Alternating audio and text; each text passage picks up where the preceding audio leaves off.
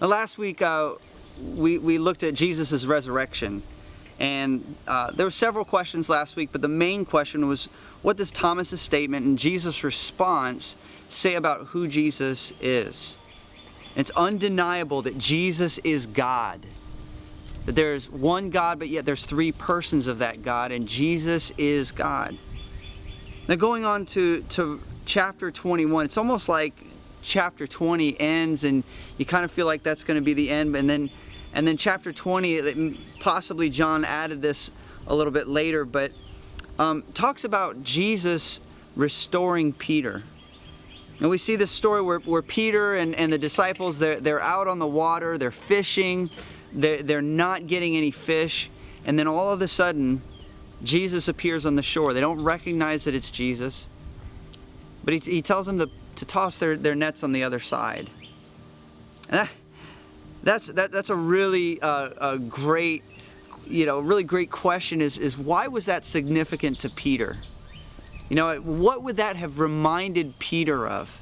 In fact, that became such a reminder to him and to John that Peter actually jumps in the water.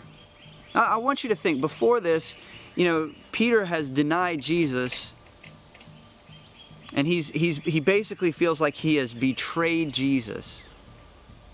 And all of a sudden now Jesus is resurrected, and I'm sure that Peter's feeling really guilty about that. And so why do you think, understanding that, why do you think Peter jumped in the water to go and swim to see Jesus? As they go on, they have this conversation, Jesus and Peter. This conversation is really great. The problem is that if you read this conversation in English, we miss out on so much of the meaning. In Greek, there's actually different forms of the word love. In English, we can love our spouse, and then we can love ice cream. But in ancient Greek, they actually had different words for love. Agape meant that unconditional love, like there's nothing that can keep me from that love. But then there was the phileo love that was kind of a friendship type of love. And so as you read through this, understand that there's different kinds of love. It's kind of like in Spanish, you can use the word amor, or you can use quiero. I te amo or te quiero. And so let me kind of read through this to you, but using the Spanish word so it means something more. When they had finished eating, Jesus said to Simon Peter, "Simon, son of John, do you truly love me? Do you amo me more than these?" "Yes, Lord," Peter said. "You know that I love you. Te quiero." All right. Jesus asked him, "Do you amor me?" But he says, "Te quiero." And then Jesus says again, "Do you love me? Do you love me with that agape, amo love?" And again, he says, "Jesus, you know that I phileo, or I te quiero love you." And then finally, Jesus asks him a really hard question. He says, "Do you even quiero me? Do you even phileo me? Do you even love me as a friend?"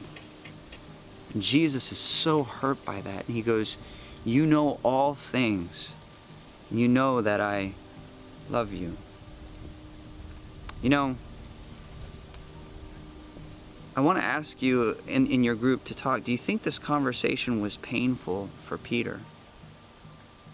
But at the end, do you think Peter walked away knowing that Jesus loved him and forgave him? Why do you think Jesus asked 3 times if Peter loved him? What is the significance of those 3 times? And finally, this whole chapter is actually, it's talking about Peter, but it's actually talking about you and me.